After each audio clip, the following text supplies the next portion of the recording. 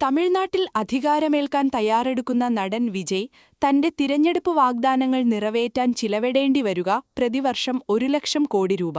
സ്ത്രീകൾക്കും തൊഴിലില്ലാത്തവർക്കും യുവാക്കൾക്കും ബാങ്ക് അക്കൗണ്ടുകളിലേക്ക് നേരിട്ട് പണമെത്തിക്കുമെന്ന് വാഗ്ദാനം ചെയ്തിട്ടുള്ള വിജയ് സംസ്ഥാനത്തെ റവന്യൂ വരുമാനത്തിന്റെ 1/3 തന്റെ തിരഞ്ഞെടുപ്പ് വാഗ്ദാനങ്ങൾ നിറവേറ്റാൻ ചെലവാക്കേണ്ടിവരും.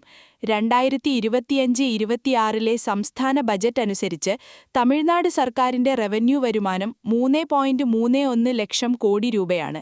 ജനക്ഷേമ പദ്ധതികൾക്കും സബ്സിഡികൾക്കുമായി കഴിഞ്ഞ സാമ്പത്തിക വർഷം DMK സർക്കാർ 65,000 കോടിയാണ് ചെലവിട്ടതെങ്കിൽ പ്രകടന പത്രികയിലെ വാഗ്ദാനങ്ങളെല്ലാം നിറവേറ്റണമെങ്കിൽ ഇതിൽ നിന്ന് 50% വർധനയോടെ 1,00,000 കോടി രൂപയ്ക്കടുത്ത് വിജയിയുടെ പാർട്ടി നീക്കിവെക്കേണ്ടിവരും.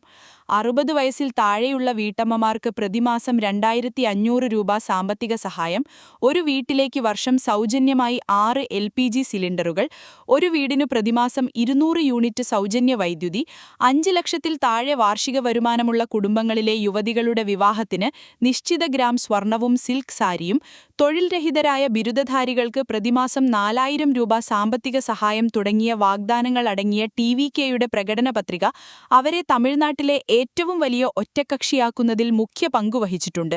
ഇവ കൂടാതെ വിദ്യാഭ്യാസം, കൃഷി, മത്സ്യബന്ധനം, പെൻഷൻ, സാമൂഹിക ക്ഷേമം തുടങ്ങിയ മേഖലകളിലും സബ്സിഡികൾ ഉൾപ്പെടെയുള്ള പ്രഖ്യാപനങ്ങൾ TVK നടത്തിയിട്ടുണ്ട്. ഇതിനോടകം കടക്കെണിയിലായ തമിഴ്നാടിന്റെ കടബാധ്യത അടുത്ത വർഷം മാർച്ചോടെ 10.17 ലക്ഷത്തെ തൊടുമെന്നാണ് കണക്ക്. സംസ്ഥാനത്തിന്റെ നികുതി വരുമാനം മാത്രം പ്രതിവർഷം 2.1 ലക്ഷം കോടിയാണെന്നിരിക്കെ ഇതിന്റെ പകുതിയോളമാണ് പ്രതിവർഷം വിജയ് ജനക്ഷേമ പ്രവർത്തനങ്ങൾക്കായി ചെലവഴിക്കേണ്ടിവരിക.